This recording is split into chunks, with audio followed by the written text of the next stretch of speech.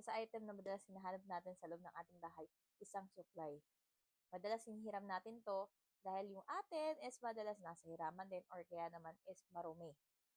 Isa rin yan sa mga gamit na medyo hirap tayong linisan, lalo na kung sa brush.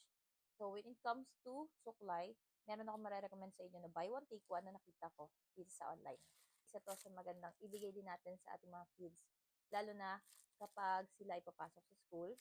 Siyempre, alam naman natin, sa room natin, di ba? Kailangan din natin na nagsusuklay-suklay din tayo. So, isa din to sa item na pwede natin ipabaon sa ating mga students this coming school year. So, itong item na to is buy one take one at akalain nyo bang suklay to? So, paano nga ba maging suklay to? Kailangan nyo lamang hilain to. Ayan, may instant suklay na kayo. O, diba? Tapos, di lang isang makukuha ninyo, kundi dalawa. Diba? Maganda. So, yung isa, pwedeng iwan sa bahay, tapos isa, pwede yung dalihin kahit saan.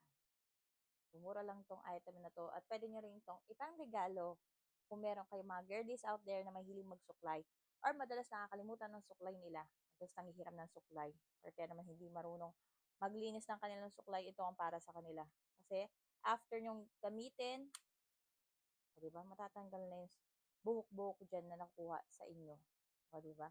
Very easy, very useful, and napaka-cute niya. Space saver din.